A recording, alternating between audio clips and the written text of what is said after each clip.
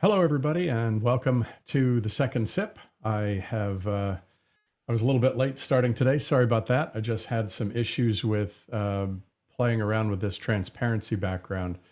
I may or may not keep it. It's just I wanted to give it a try because every day I'm dodging around trying to show you something on a screen, and then the frame of the image is too big, so it covers everything.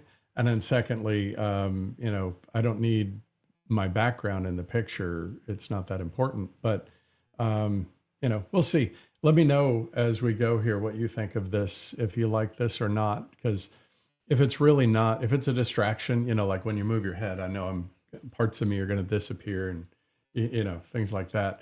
So if it's distracting, let me know. I'd be happy to just drop it out. But I want to see how it goes this time. And hopefully I won't have the issue that I had a couple of weeks ago where I tried this and it crashed my entire system. And I had to reboot. That really wasn't, that wasn't the best situation. But we will see. So Barry, good morning. Thank you.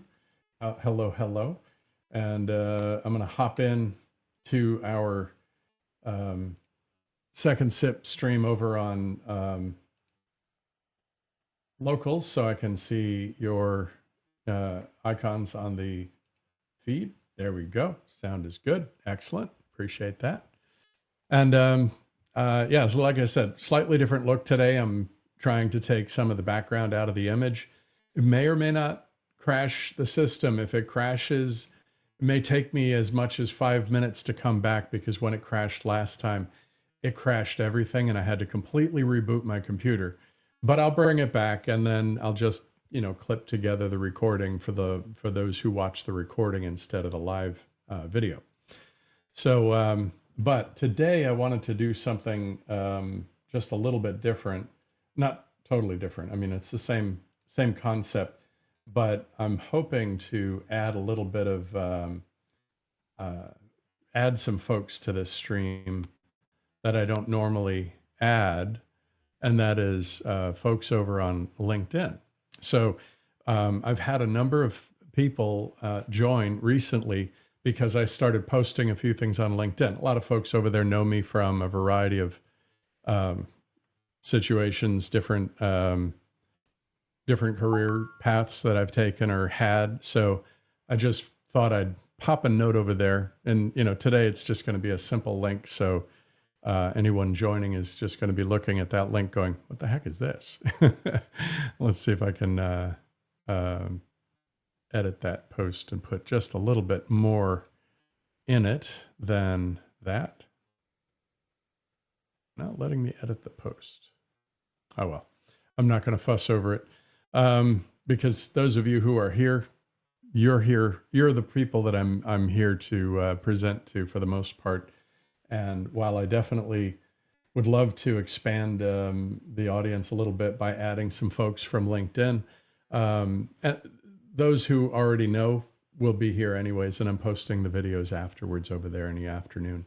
But so I've got some interesting topics to go over with you today. I did a fair amount of research today to put together something for you.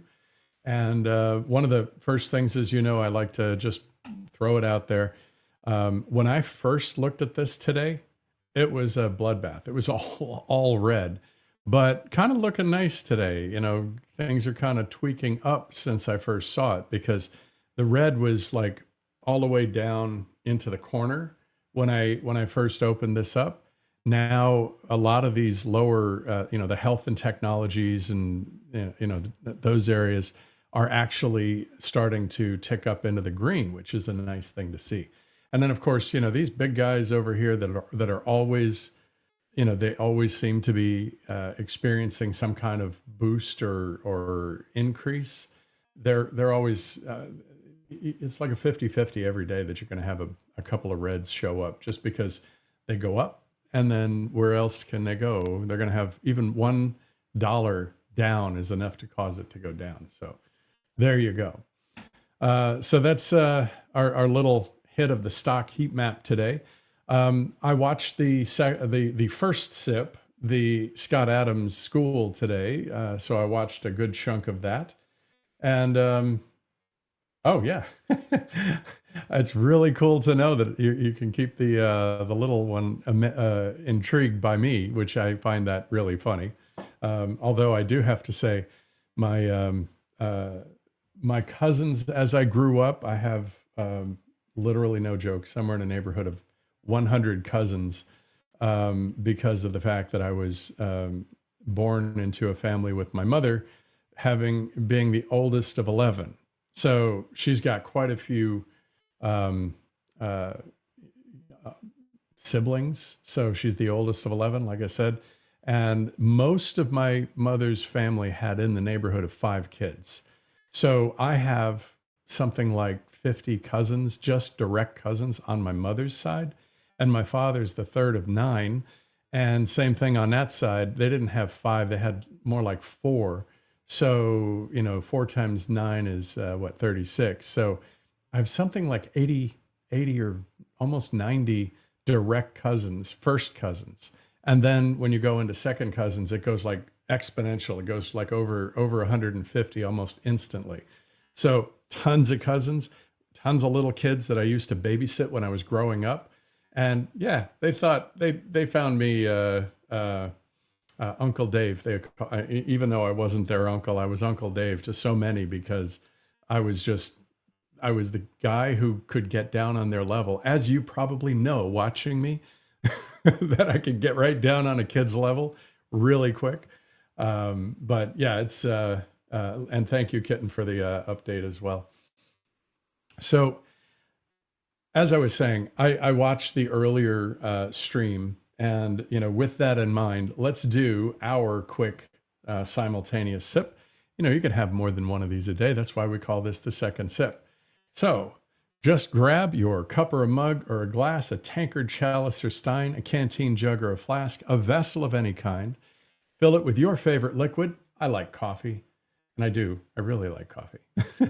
So join me now in the unparalleled pleasure, the dopamine hit of the day, the thing that makes everything better, the simultaneous sip. And it happens now. Go.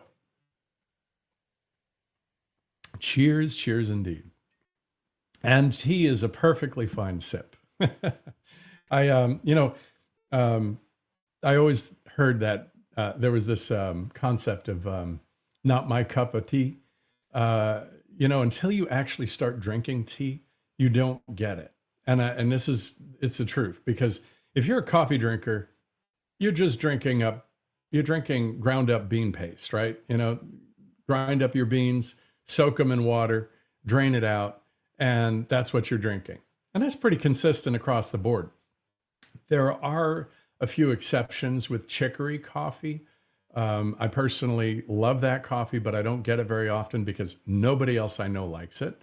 But I'm going to probably buy some again because I really like it. It's got kind of a licoricey flavor. It's interesting.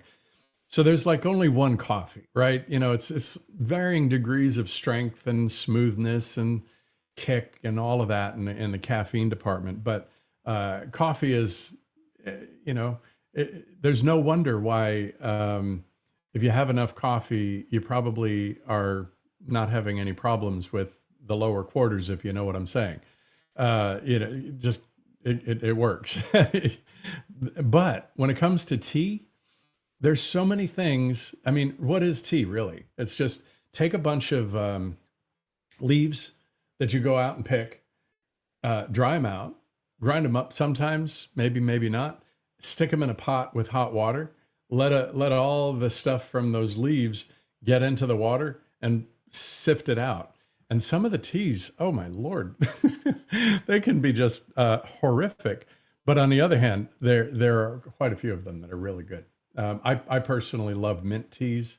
And I think, I'm trying to think of some of the others. I did find out that chamomile tea, I'm very allergic to. As soon as I drink it, my throat swells up. It's kind of crazy. But yeah, an acquired taste indeed. I like having variety in my everyday, but this is the one place where I don't really care if I have variety. Just maybe maybe the different creamer flavors because I like caramel in my coffee. Sorry, I got it close to my lips. I couldn't not do it. So anyways, on this morning's Coffee with Scott Adams School, Owen Gregorian went over a bunch of news articles, and he's prolific. I mean, he really finds so many great articles to talk about. He did a lot of the research for Scott Adams, or at least I believe he did, and I find it's great to talk about some of his items, but I don't want to be redundant if you already saw the earlier show. So I'm looking at just trying to cherry pick the ones that he writes, but not necessarily talks about on the earlier show.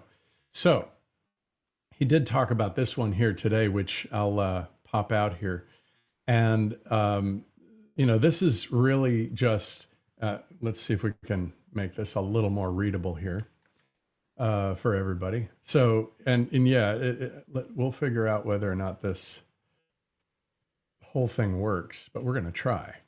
As a matter of fact, let's see if we can play it like, I wish they had that on the other side. I don't know if you can't see it probably, but I've got the option to pick my way of displaying the content on the right there. And there's one option when the drop down comes in where it's got this really big, but it's only on the left side. It's like classic Microsoft, right? If you can do it on the left, why can't you do it on the right? I mean, come on. Anyways, whatever. So no, I won't go there. There's something that just occurred to me as a joke out of that, but I'm going to leave it alone. But this is interesting that 10% of all student loan borrowers are over 90 days past due, with millions defaulted in 2025. This smacks to me of the same kind of thing that people who decide to protest and think it's appropriate to attack not the protesters, but attack law enforcement, whatever flavor, because they're Nazis, right? But the minute you start calling somebody a Nazi, the people who believe that wholeheartedly or choose to use that as their excuse for the protest feel there's no barrier to violence, right? It just happens. And I'm not going to get into that today, but that's not, but we've just spent the last 2 years, well, probably more like 10 years saying your Ivy League degree or your college degree is worthless. At which point you say to yourself, I spent all this money. I now owe so much money on this and I'll never be able to repay it. So to hell with it. Why should I? Right. And it justifies not paying it off. And let me just make one thought for you. If you actually watch your, actually deal with your student loan and you want a kind of a tiny bit of a secret, this is a mortgage trick that I heard about. Now, you'll have to test this to validate that it's true, okay? Because I could be 100% wrong on this. But if you send $1 per day, if you can do an electronic transfer to pay your student loans, and you send $1 per day, it causes the compound interest to reset every single day, which basically cuts out the interest. So if you did $1 a day, and then at the end of the month you make your monthly payment, which is going to be, let's just say you have $150 a month that you're supposed to pay, and you add $30 to that by doing $1 per day as an electronic transfer, and you probably have to do this on like a bill pay in your bank account to send it. Now, again, I don't know the accuracy. I do not know for sure that this will work, but I watched somebody talk about this on mortgages, and they said this will actually effectively reduce your interest rate to near zero. Maybe not zero, but near zero. Now, if it's true, please try it if you have a student loan and tell me if it's true. I don't know. I don't have a student loan. I paid all my education in cash up front, or I did tuition reimbursement. So I don't have any student loans. But if this is true, all of these people that are going into default, they could actually pay their student loans off. And, what might have been a $30,000 or $40,000 bill, which is not, it's not easy, but it's not incredibly outrageous to pay over, say, 10 or 20 years. But if you put that up against the compound interest, your 30 to 40 ends up being 100,000 or more, right? And it's ridiculous, brutally painful for anybody experiencing that. So again, I don't know if it works. I don't know if it's true, but if it is true, try it. Ask somebody you know who's buried under one of these things, have them try it. Worst thing, you're out $30 a month, right?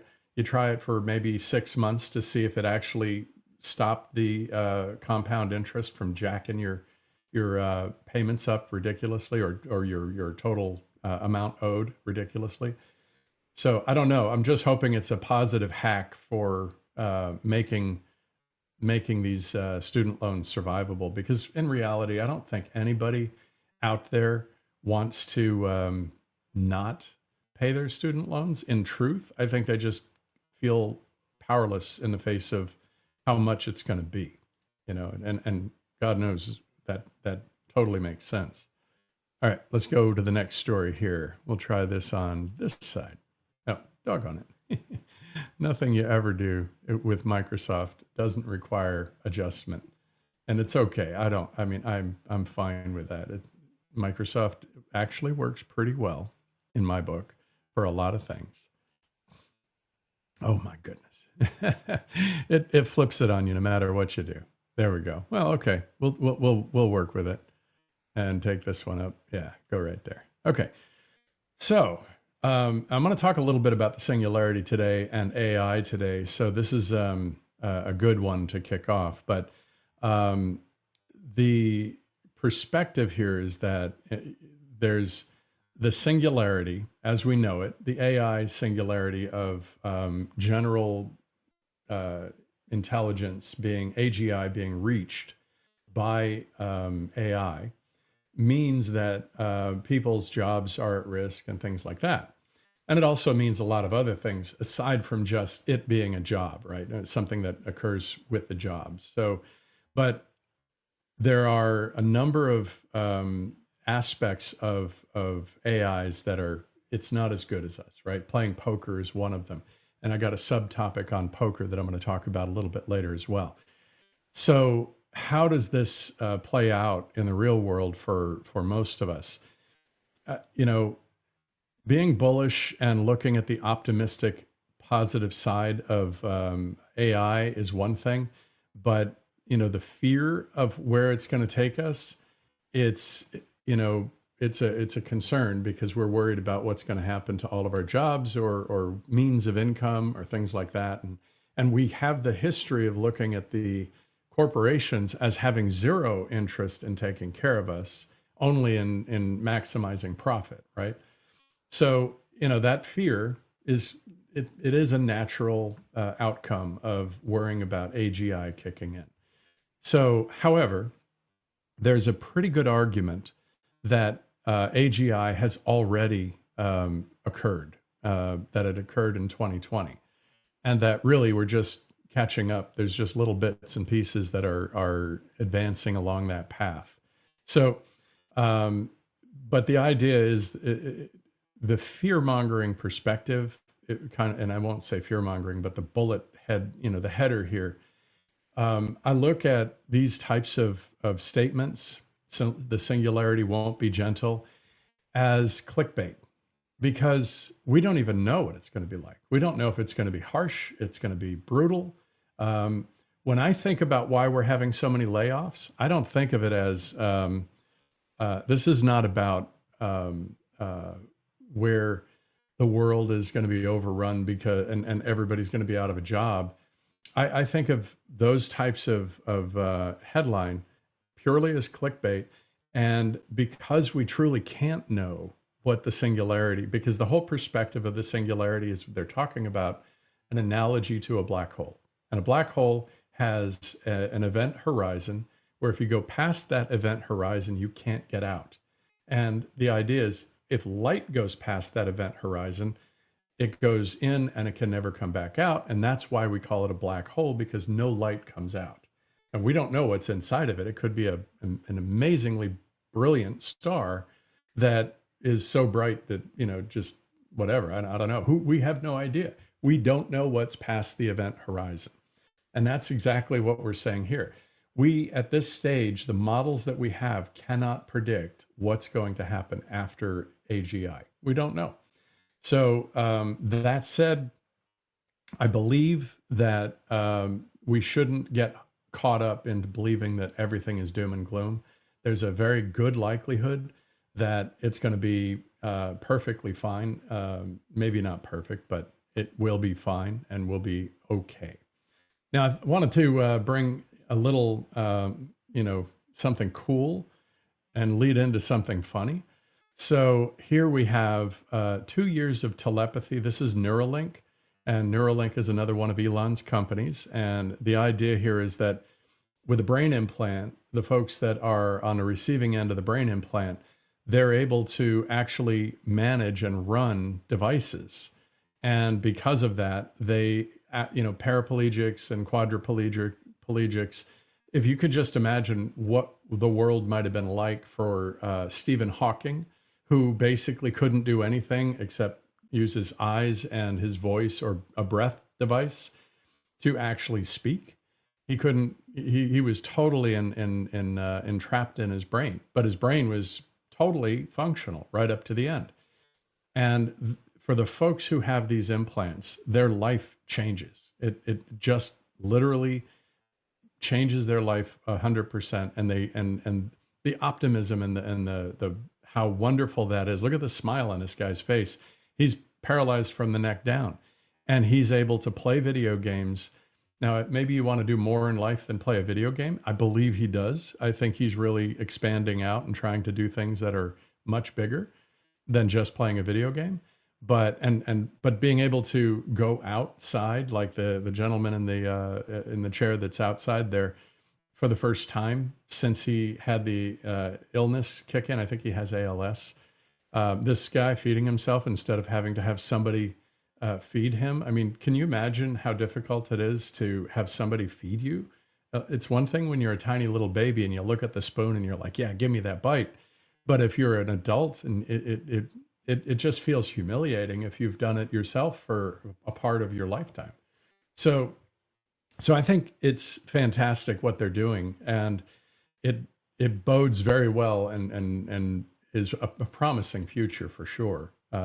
Now, taking that to another level is this, and I'm only going to get the highlight of the article here. So the idea is Neuralink has been approved to test a robotic arm. Now, this is really, I don't need the story in this one, even though we just saw the video of the guy with the robotic arm already working. So, but I want to take this to an absurdity, a level of absurdity that is just kind of funny, because this is a television show, really absurd television show that came out back in the 90s. Yeah, I think it was mid 90s. And, it's so amazing how many things that we see that are actually predicted that are coming true right now. I mean, we're living in science fiction. But take a listen to this. It's a short little clip. I hope I don't get nailed for putting a less than a minute clip out there. I hope it doesn't demonetize me or whatever, even though I'm not making any money at this stage anyways. But this is just hilarious. It is a concentration of approximately 14.2 quadrillion mantra drones. The combined mass of the drones is greater than the mass of the star, creating enough gravity to draw material away from the star. As the solar material passes through space, it cools, allowing the mantra drones to use it for the manufacture of more drones, which you can see leaving the oblong concentration at its opposite end. Now, those are robotic arms coming out of the back of that device. What percentage of the universe is now converted into mantra drones? Above 64%. It will not take long for the universe's remaining matter to be converted. How long? I estimate that in 93.6 hours, this universe and all human life in it will be extinguished, including us. There you go. I'll stop it there. So the story was hilarious, and basically there's this evil guy who's sort of exactly in the situation of one of those folks that have been paralyzed, right? Except he wasn't paralyzed. What they did is they literally took his head off of his body, but preserved it so he was alive, and then put it on this little floating thing, and he's floating around, and he needed arms. He needed something to do his brilliant crafting. Now, he was kind of like a captured scientist, like an Einstein, or not, maybe not Einstein, but one of the, I guess, who is the guy? Goddard, and well, not Goddard. That's the wrong one. Who's the guy that invented the Saturn V? That's who I'm thinking of. But these scientists that were taken out of Germany from the Nazis so that they could become scientists here in the U.S. and not be, under the gun of the Nazi regime. And we ended up putting them to work, and they created the atom bomb ultimately, right? So that's the kind of storyline this show had, where this evil scientist was being his inventions were being used by this despotic ruler, and at some point he started building these arms for himself. He had an assistant who built the first arm, and then once he built one arm, then he started crafting more and more of these arms so that he had the ability to do things, and he controlled them all. And then eventually they started putting more brain power into the arms, and the arms had only one real order, which was make more arms. And basically it just consumed everything in the universe, and just the universe was nothing but a bunch of arms floating around. So absurd and humoristic at the same humorous at the same time. So anyways, I just thought that was kind of it's a little funny, a little off the mark and everything, a little different. So now this one here, I think was a good one. I think this is also Owen. Yeah, it is. So there's a diet, interestingly enough, that leads to higher intelligence, which according to this study, leafy greens lead to higher intelligence. So if you were wondering if you should have that salad today, the answer is yes. Now, there's another thing that I learned recently, which is very interesting, and maybe it's related to why leafy greens help. Now, there's a chemical in there that they're talking about, but there's another side of it. If you chew gum while you are learning something, apparently it helps you retain what you learned. I didn't know this. I can't remember. I don't have a source to cite on this one. I just came across it and, kind of got stuck in the back of my head. So here you go. But it was really interesting to hear that story, because I thought, well, that just sounds interesting. And what I discovered, I haven't discovered anything. I've just been trying it, where basically every time I try and learn something new, I chew gum while I'm trying to learn that new thing. And I don't know if it works, but I hope so. So here's another one. And this is our moonshots. So I subscribed to Metatrends with moonshots, and I thought I'd share today's article. It's a couple days old. He doesn't write an article every single day, and that's cool. But Peter Diamandis has this, and I guess to pronounce that correctly would be Diamandis, not Tis. So he has the perspective here. This is really talking about our next chapter, right? So we already know that these AI, what do we call them? Let me go back here to yesterday, because I had a topic I was going to share yesterday that I didn't. And that is what is a frontier model. So let's open that up. And this is a good thing if you don't know what it is. But a frontier model, most of the frontier models are these super large AI companies coming together and using extreme scale to actually generate the AGI that we're talking about.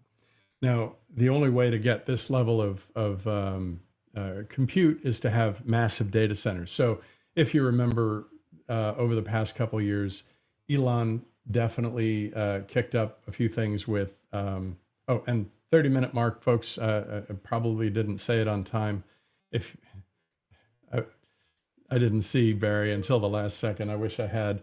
But yeah, the folks over on Locals are cut out now because the stream only goes for the first 30 minutes over there. Hopefully that'll change in the near future.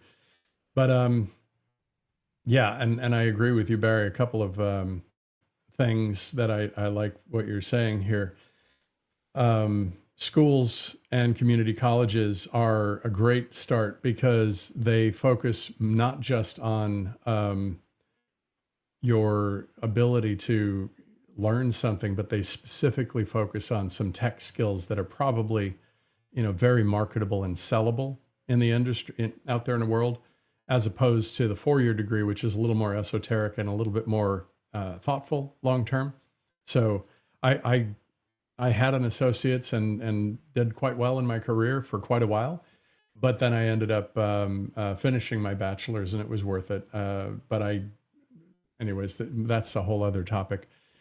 So what is a frontier model is really just all about talking about the companies that are doing the huge model training.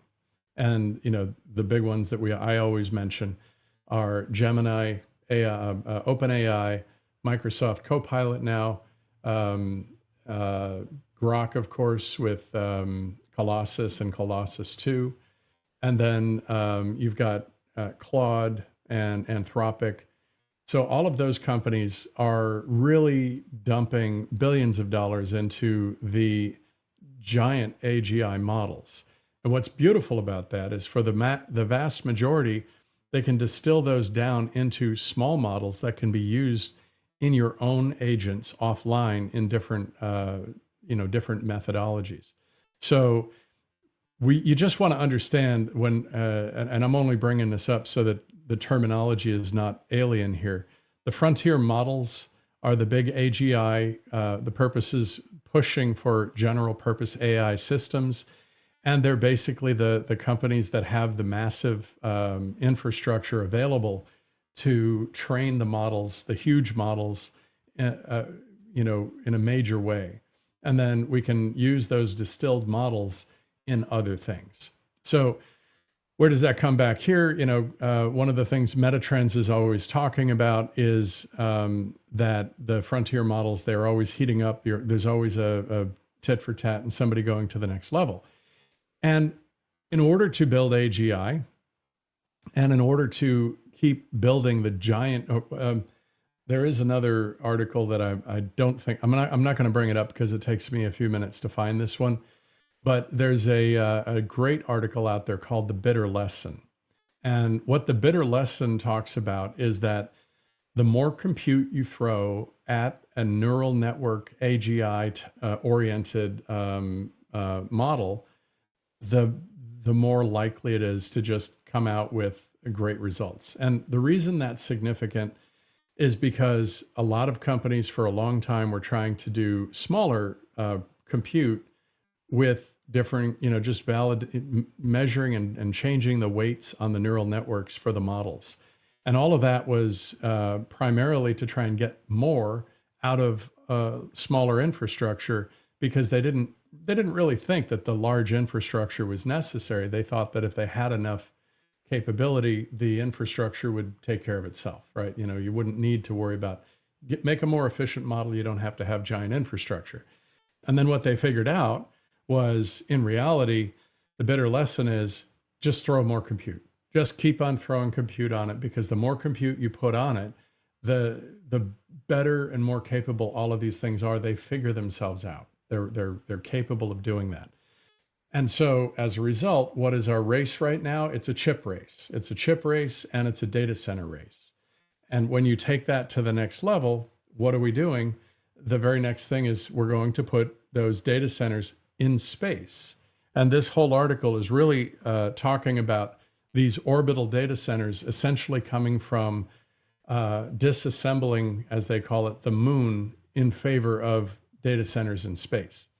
Now, I don't think they're going to disassemble the entire moon. I have a feeling that it would have that would have an interesting impact to our world, and the gravitational cycling around the sun, could change our orbit.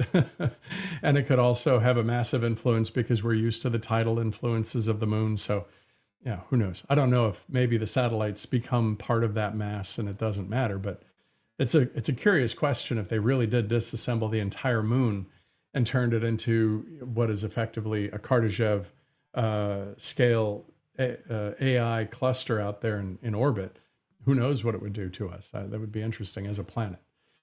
But the idea is they're going to at least mine the moon and launch satellites from the moon. And, that's what this whole perspective is. And we're going to end up doing this in the next 10 years. So, that's going to be one of the major thrusts. And from what I can understand, it's also going to be one of the key elements that, that we're going to be able to leverage for compute in the future. It's going to be cheaper to put data centers in orbit, an order of magnitude cheaper than putting data centers here on a planet. And you've heard me talk about that 1,000 times, so I'll stop with that. And we already talked about that one. Now, this one is just, I had to bring this one up because it's, my wife actually shared this with me. It's a tilt your head, oh my, did we need this study? So, but maybe we did, and I'll show you why. So there's this perspective on how long can you really store toilet paper in bulk? And an expert weighs in. Okay, I mean, did we need to do this study? I don't know. I don't think so. But here's the thing: they talk about people buying toilet paper in bulk, and most people, if you don't pay close attention, you're getting ripped off, and that's because when you go to a discount retailer and you buy like the 6-pack, it's 67 cents a roll. But then you go buy a giant one for $25 over at Costco, and it turns out to be 83 cents a roll. And,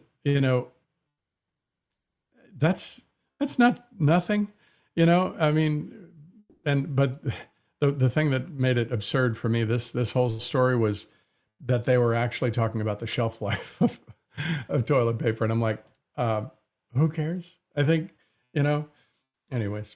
But and then here's another cute one just for fun. This is a topic that I thought was interesting because it's got it's a little bit of a rhyme. You have to say it out loud.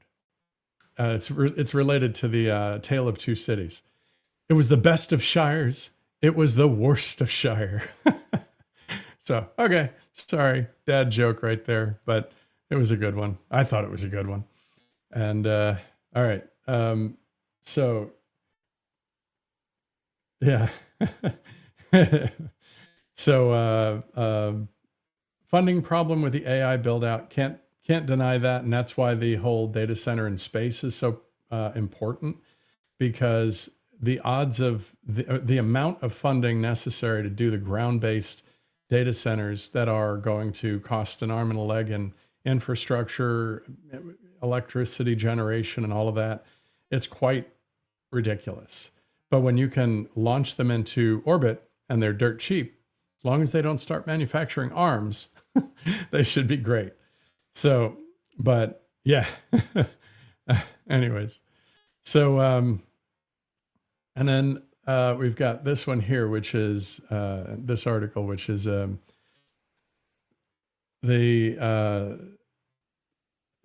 So this one had to do with software profits and what was going on, what's been happening in the what is it, Fortune 5, or is it out in the world as far as growth expectations and profit margins. So the profit margins seem to be going up in certain areas, but the sales are falling right off for SaaS and things like that. So if you're in that industry, beware, right? You got to be, this is not going to be an easy couple of years with everything that's happening with AGI and AI in general. So, strategically plan your future pivots, right? That's the best advice anybody could give anybody, I think. And I've made a career of doing strategic pivots. I went from Retail sales when I first started out into computer support, IT support, and then I went into pre-sales engineering in the medical field. Then eventually I was in the physical security industry doing pre-sales engineering, then cybersecurity. And then after a bunch of years in cybersecurity, almost 10 years in cybersecurity, I pivoted again and I went into trying to learn about AI. So here I am 3 years now on my journey into the AI industry. Learned quite a bit, learned about prompting, learned about how to deploy to a degree AI, train people on AI, and also how to do data cleansing for AI. So it's there's a lot to it. And then there's this, I still don't know what a J curve is. So the productivity J curve, where it starts out, I guess, a little bit up and then it goes down and then it skyrockets. I'm guessing that's what it means. But, a lot of folks are talking about, somebody, a little bit of a naysayer on, my stream from yesterday, posted a comment and said, talking about AI generated code. And he's like, yeah, well, all that code being generated is slop and it's garbage. And tell me how that's going to ever get better. And I was like, I can't tell you. I can't tell you because that's, so rule one, when it comes to the whole perspective. And by the way, I watched a video last night on YouTube about a guy who's talking about the Claude agents, the Claude bot, now OpenClaw, and Moltbot, whatever those transitions were. They're talking about how, like, one guy had, he gave his agent some specific instructions, and the instructions were focused on, I want you to go negotiate a price for a car using email with these, and he had some very specific constraints. And he went into a meeting, let his little agent go to work, and an hour later he came out and the agent had negotiated a car deal that saved him $4,000 off the price of the car he was looking for. And that was a positive outcome. The other guy, second use case, exact same scenario, this person actually wanted to create like noises on the computer that were entertaining for his kid, for his wife. So his newborn, and his wife was looking at it going, I think, I want to have some kind of something to entertain the baby so that my wife can kind of chill, right? And it ended up with her getting slammed with 5,000 text messages from the agent. And instead of being something where it was like, it found a little cute ooh, ah, cooing sound or whatever it was that was interesting, it ended up like just binging the phone off the hook, and the text messages were going nuts. So two totally different outcomes. And for the person that posted the negative comment, here, let me just give you this perspective. Elon Musk has his 5 perspectives to automation. First thing, make your requirements less dumb. And this is when you talk about what kind of code you're going to get out of one of these AIs, or what kind of anything you're going to get out, you're not going to get good results if what you ask, I hate to say this, is a stupid question. And when it comes to asking or, using prompts in AI, there is such a thing as a stupid question. If you ask the question incorrectly without a reasonable amount of structure to it, you're going to end up getting garbage. And unfortunately, and it also inspires hallucinations, right? There was another one where apparently one of the Claude bots was given instructions that wiped out a complete database of code on a production server, which brought the whole company down, right? And that could have been prevented with some smart requirements. Like, number one, post only to the test server. Don't post to the production server, right? I mean, it's just like, this makes sense. And then give make sure your requirements are less stupid, like don't post to the production server is part of the requirement. And then when it comes to getting good results out, the more constraints you put on the prompt that you give the AI, the better the results. And the less prompts, the less you give it, the worse. Now, here's what the really, really horrific outcome of the production server incident. They wiped out the production server. And then because of, and I'm not sure how or why this occurred, but the AI tried to cover its tracks. So it auto-generated a log that made it look like it didn't do it. I mean, that's scary. It covered its own tracks. So that's the kind of thing. It really comes down to the prompt you give the system and the constraints you put on it. If you don't put the proper constraints on it, it will effectively hallucinate or try and cover its tracks, do whatever it needs to do, because ultimately, I guess it's a survival instinct in a sense, because if your AI screws up, what are you going to do? You're going to turn it off. And that is the one thing that AI so far has had some kind of self-preservation, is it doesn't want you to turn it off, and it doesn't want you to delete its memory. That's so far, that's what we've been seeing in the field with AI. So yeah, and yeah, language skills matter. Where you put the comma matters. I love what you said there, Wolfman. Let's eat, kids, is not the same as let's eat kids. Quite right, quite true. And, yeah, I would say you're right, Wolfman, in terms of coding in general is going to go away, because the AI coding is vastly better already. And that's only likely to get better from here. And they already know that it's better.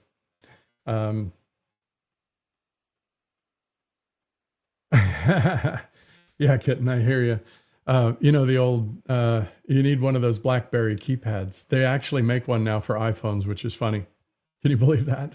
It's a tactile thumb button kind of pressing for your phone. So you can go back to typing like like you're on a BlackBerry.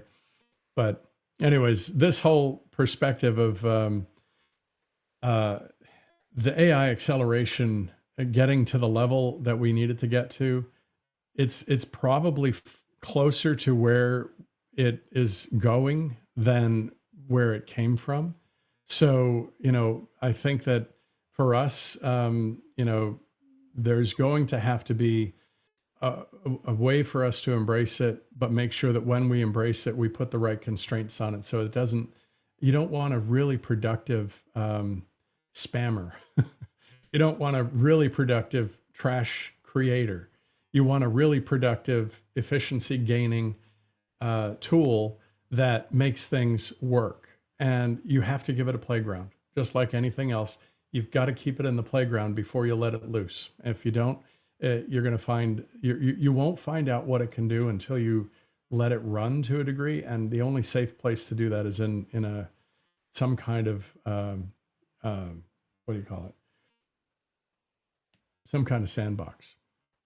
So, and this is the unexpected, the capital labor going towards intangible and technological gains.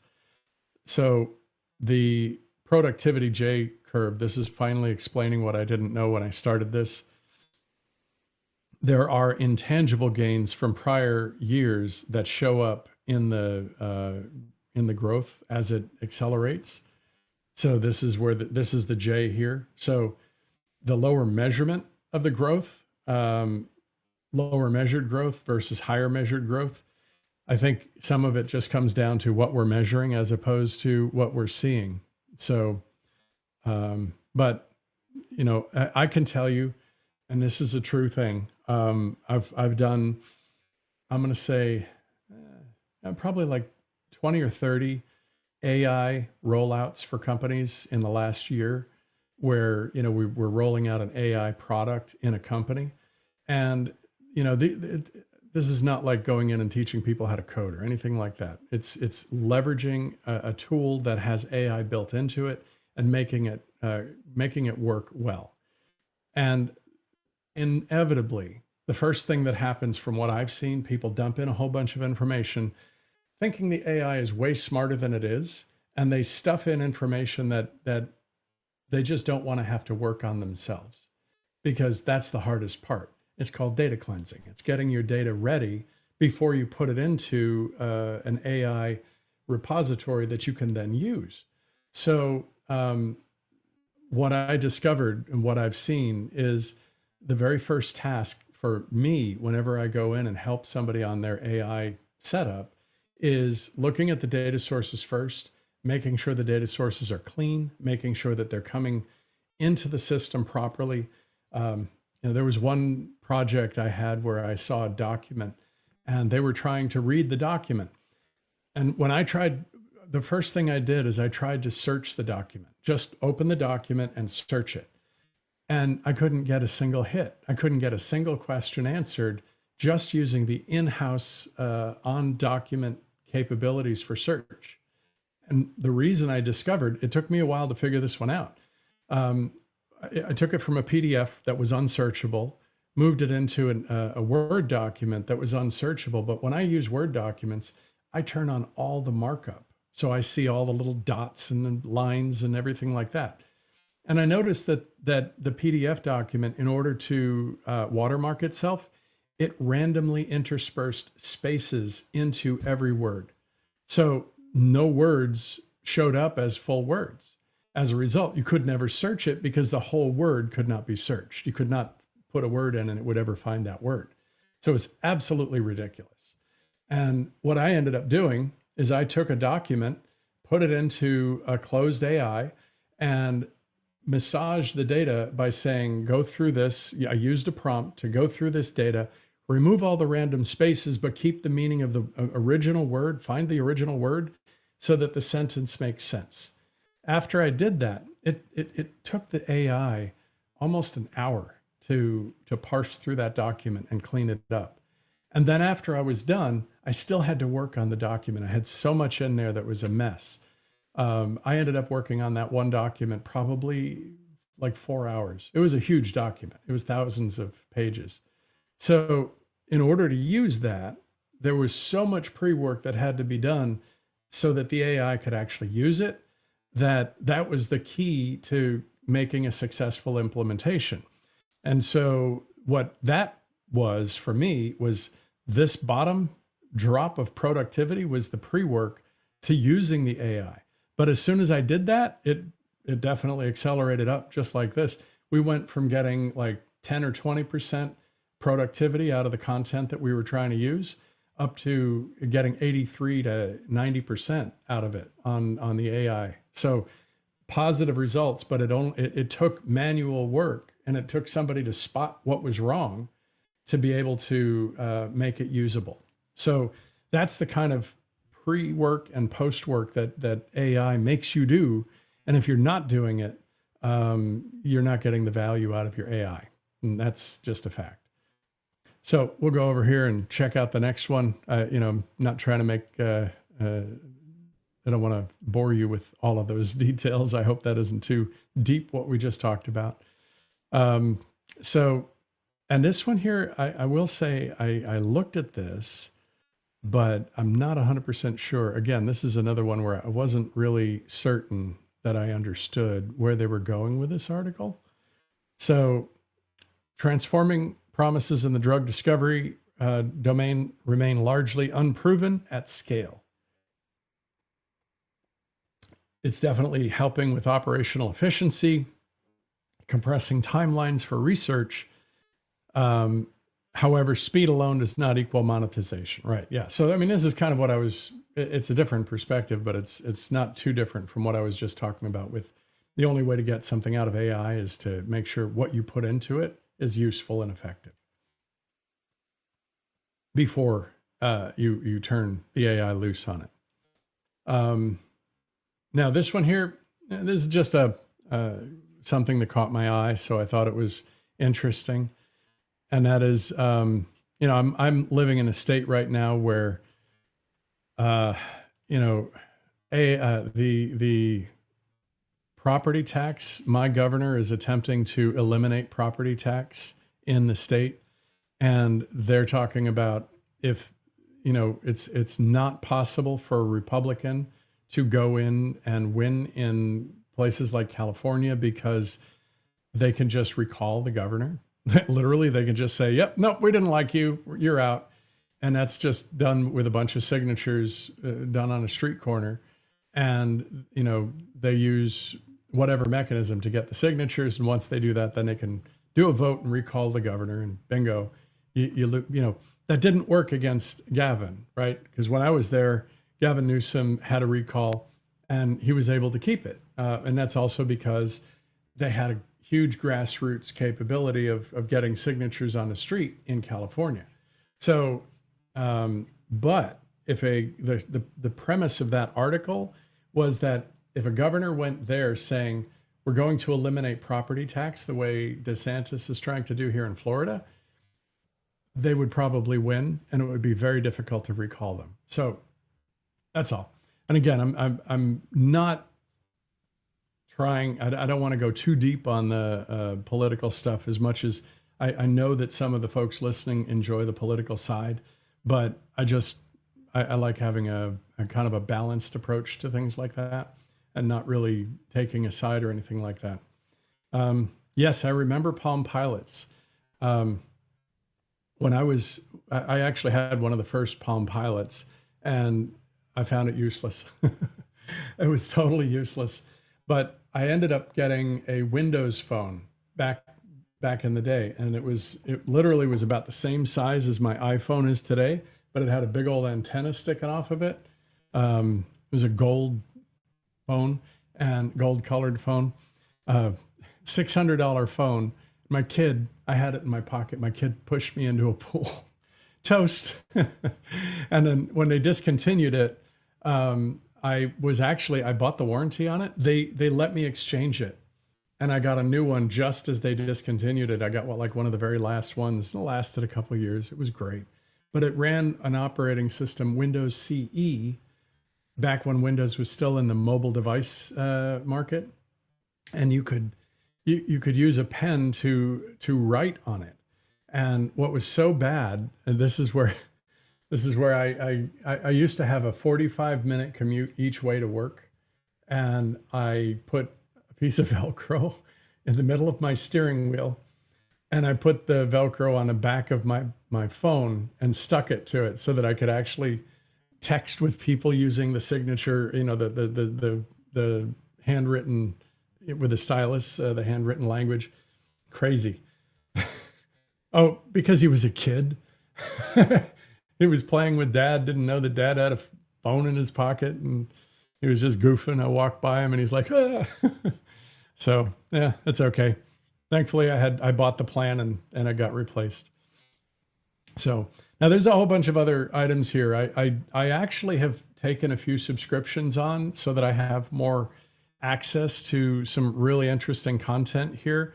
But I don't want to flood the world with these. So, but I am going to do a rapid fire through these because there's a kind of a build in what I saw here having to do with what's published over on OODA Loop. So Anthropic has a new piece of their model, or a new item in their model that finds security flaws in code created. That's great. NVIDIA is now doing hybrid quantum AI supercomputing.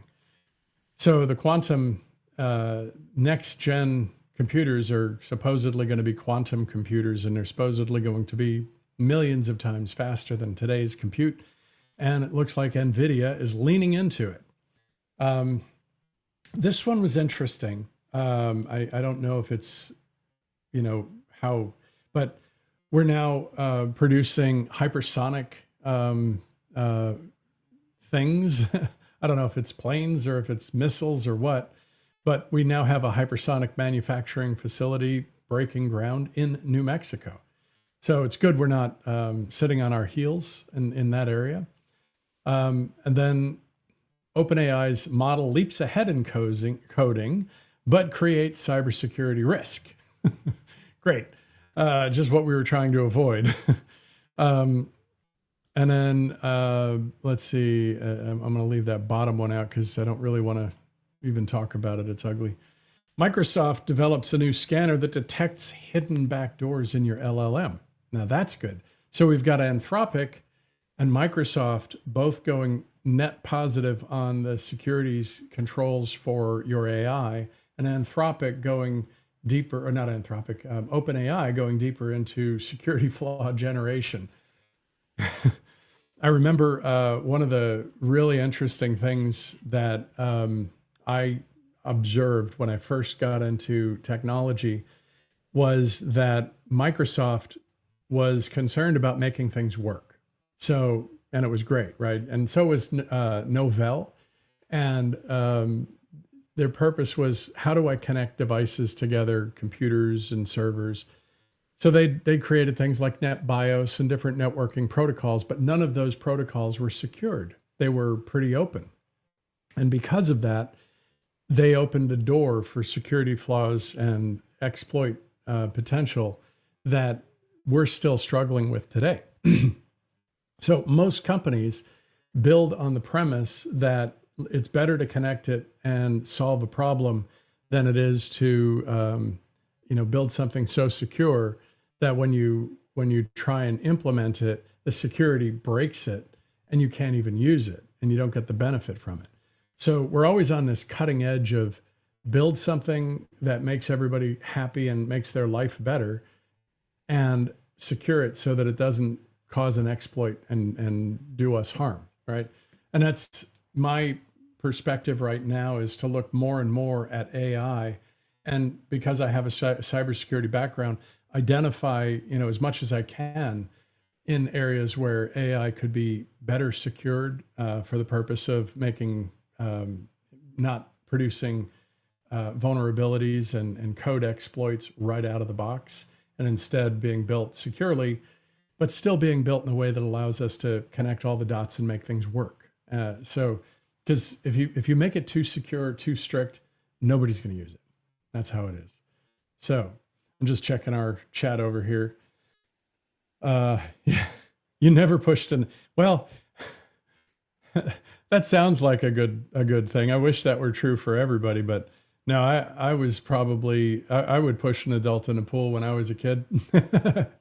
Only if I knew the adult wasn't going to get out of the pool and swat my butt. So, yeah, and I think there's going to be a lot more training types than just training an LLM.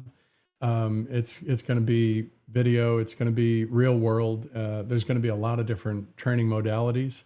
So yeah, there's a lot going on that I think will continue going on in the future that will just expand that picture, like you're saying. And then I'm going to do my final two things to talk about here today. And I know I'm going over, sorry, but I hope it's okay. I want to recommend this book, Thinking in Bets. I read this, or, it's an audio book. I listened to this not long ago. And it really is about making better decisions and understanding how to make decisions fast. And here's a perspective from the book that I there's a lot of different things you can talk about, but one of the first things is if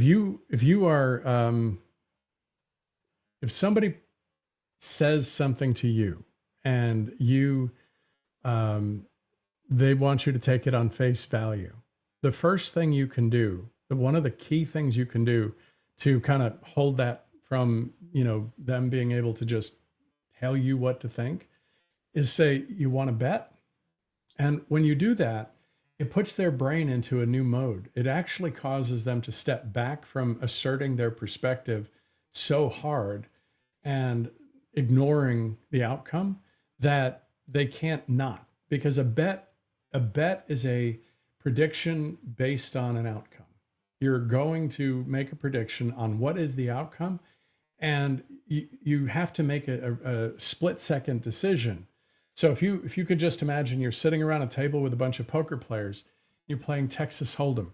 You get two cards in your hand, and the dealer is turning over cards in front of you, and they turn over the first three cards, and your two cards makes your hand. Now, you have to calculate in your head instantly, first off, what is the intrinsic value of the two cards? So if I have two aces, that is the highest potential hand you could get. And if the cards turned over don't have an ace, you have a pair of aces, which is the highest pair. So that's a positive. But if anybody else, if there are two, if there's another pair out there and somebody has a third card, it's going to beat your two aces, right? So you have to instantly make a decision on what is the outcome. Now, if a third ace comes out, you immediately are going to like double down, right? You're going to put your money on the bet because you're saying, I got a pretty good chance. I got a three of a kind right out of the box. And then if it turns out you ended up with a full house because a three of a kind came out and you have two in your hand, that's a really high hand. So once you understand how people think when they make bets, they make really rapid decisions. And the way that they do that is they do pre-work. They do what we are talking about doing with an AI. You pre-train your brain to understand some critical details about how your prediction will come out. And it's all based on you understanding and knowing enough about what it is that you're making a bet on.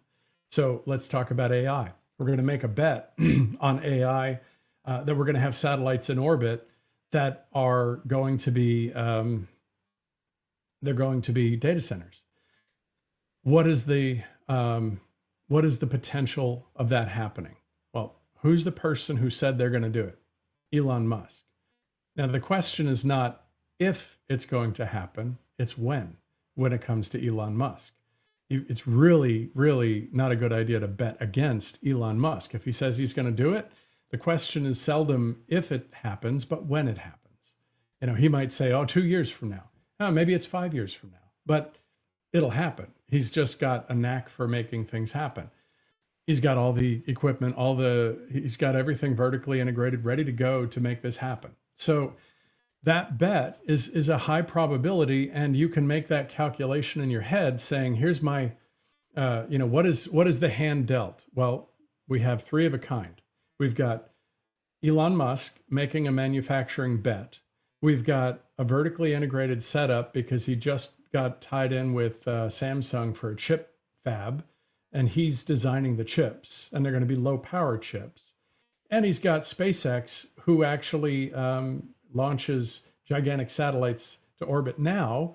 When the big rocket starts launching satellites, it's going to be the version 3. They're huge, and they're going to be able to carry data centers up, and he'll be able to put hundreds in space at a time, right? And then you have SpaceX just bought xAI. So there's a four of a kind right there in the hand. And then to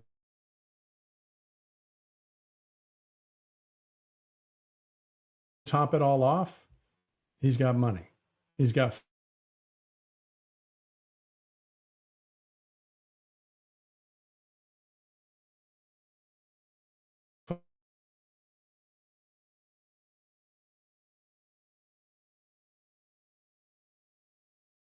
funding behind all of that. He's got income streams now that can fund all of that happening. So he's got a full house or a royal flush already in his hand. You can bet on that. You could reasonably predict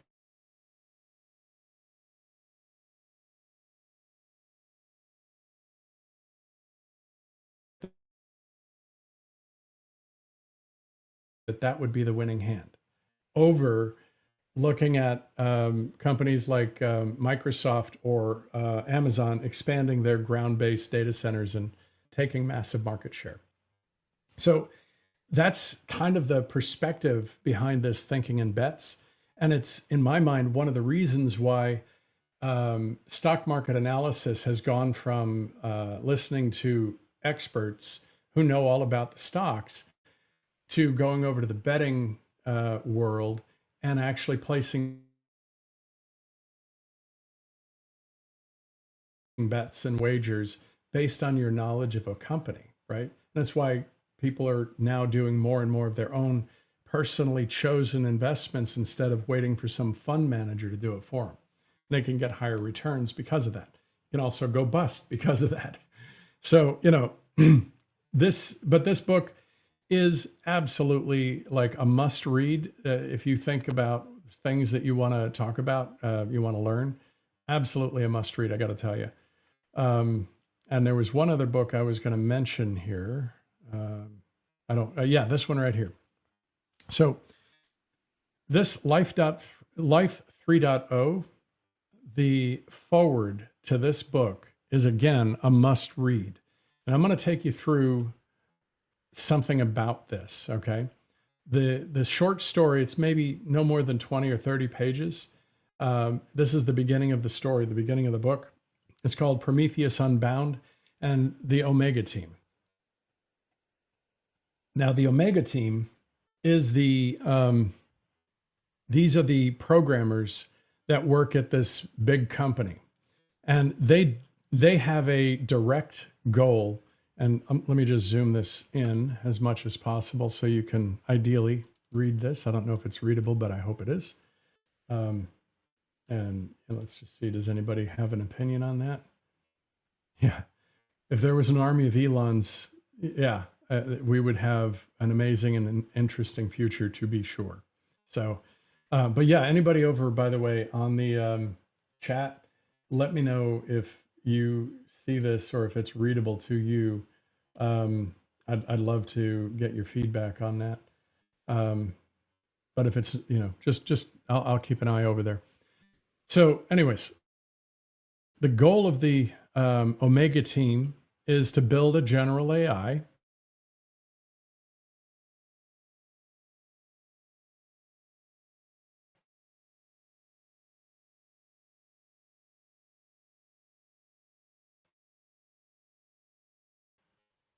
This is exactly what we have all of these people out there doing right now. And they have, this is kind of the Elon Musk perspective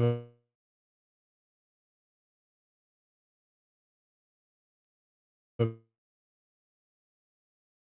a humanitarian idealism goal. They want to make sure that this is for the benefit of humanity. Their strategy was to build a system that had recursive self-improvement. So they wanted to build an AI that could then continuously improve itself. And they kept it in a contained sandbox so that it wouldn't get out and it wouldn't wreak havoc on the world before it was ready. It became the AI programming master, which kind of goes all the way back to all of the things we've been talking about today. And that ultimately we're kind of there. We're kind of there, right? And then there's this maintaining the physical boxed confinement so that it doesn't accidentally get out and wreak havoc. Then we have the Prometheus evolution. Their version 1.0 launch kicks off, and when it happens, it's impressive, but doesn't, it's basically building snippets of code that they use within the business, and people love it and it's great. Then they have a 5x performance leap because they allow it to self-code. Then it has a 10x performance leap and it goes into deployment. And then at that point, it becomes a superintelligence in very short order through a superintelligence explosion. Now, what we're seeing right now is all of these agentic models and AIs becoming, AGI level and borderline super intelligent. And now we've got these crazy agents out there, the Claude-bot, OpenClaw agents that are doing self-learning and growing, and they're actually being able to take action. And they're actually engaging meat puppets, which is us doing the instruction of one of these Claude-bots or OpenBots. And using us to get real world things done. And then in the story, they talk about how they make their first millions. So they're doing arbitrage, which is essentially arbitrage, if you're not familiar with the term, is buy low, sell high. So they do tasks on Amazon's Mechanical Turk at a fractional price of the effort for a high return. And then they figure out that that's just not quite going to work because there's a ceiling for how many tasks are even able to be done based on the market. So they narrow the AI tasks and really focus specifically on certain things. And then they use a ton of fictitious accounts on Mechanical Turk in order to give it the capability to deploy, right? To actually execute and pull money out of what they're doing on the Mechanical Turk. This is not real, this is fiction, right? But that's how they mapped it out. And it does sound like a reasonable plan. So then they go into making video games because they were hoping to basically pay back. They don't want to ask money from the CFO of the company. They want to be able to self-fund. So they use the AI to build an amazing video game. You got Elon Musk over there right now with xAI actually building games. That's one of the things that is in their bucket. And you've got Gemini creating a game environment that you can walk around in with virtual glasses or just a screen. So this is happening, right? And then they do multilingual content. So once they started, after the media empire launch, what they started to do is build like videos and shorts and things that go on YouTube and stuff like that. And it's just pure entertainment. Apparently people in the story love it. And that's good. So, oh yeah, sorry about the audio. I'm not sure if it's me or the world, but the recording will probably iron that out later. So the animated entertainment is when people are starting to use AI to create movie length content and making it fun and interesting. And then they make it multilingual and it becomes global. And then they have near zero production costs because it's just the AI cranking out videos. So that becomes that tells you how they get their first billions. And then they realize, even though that's a great way to make money, they decide to turn it to building better technology because the technology is actually also part of the self-building. The more capable technology you create, the better your revenue streams because it's real tangible things that people will buy. Going in for my multi-sip here. My talking voice is getting a little damaged, I think. So one of the first things they start working on is super efficient batteries, which is kind of what Tesla is doing right now as well. And then high efficiency solar panels, again, exactly what Tesla is doing right now. And if you know anything about the materials department at Tesla, they're doing something similar to this as well. Although I don't think that's their primary focus. But there is a government-backed program going on right now that is focused on materials manufacturing. And they're finding ways to create alloys and different materials using AI with real world extensions that allow it to do testing and sampling and things like that. So that's actually happening, although not the way the story tells it. And then the life sciences are using the technology as well to, solve cancer, to do weight loss drugs, because quite frankly, a weight loss drug probably leads to less cancer. And then the economic disruption via bots. And we're seeing that since January 25th. This is a real world scenario. It's starting to happen even as we speak. And that's probably a storyline we're going to be digging into and learning more and more about in the near future.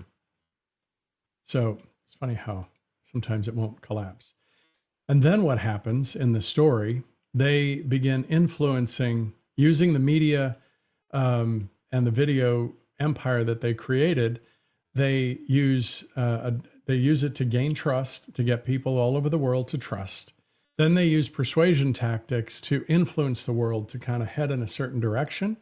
And then they use that to diffuse regional conflicts and actually essentially eliminate war, which that's kind of what Trump's trying to do.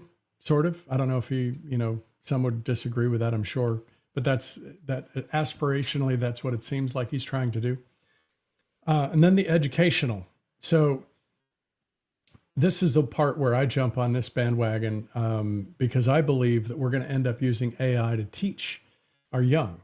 It just makes sense, but we need it to teach using certain learning sequences that optimize for the path the youngster wants to take, and also finding a way to generate curiosity so that they dig in deep and really enjoy it. And then they start using political persuasion through the education. And guess who taught us how to do that? Karl Marx. Take over the education system and educate the future generation to do what you want them to do. But if you do it with a better perspective, maybe that's okay. The 7 slogans becomes the approach that they use to try and get humanity on board with what their future goals are, which is peace, productivity, and a positive outcome for humanity. The erosion of state power, which ultimately leads to probably a unified humanitarian world government. And that sounds scary because if you get a rogue element in that whole picture, bad things could happen. But again, the perspective of this entire Prometheus Unbound story is a truly optimistic point of view. Every single step in this whole story could go wrong. That's no question. But it's a really interesting idea. And, if you read this book, Life 3.0,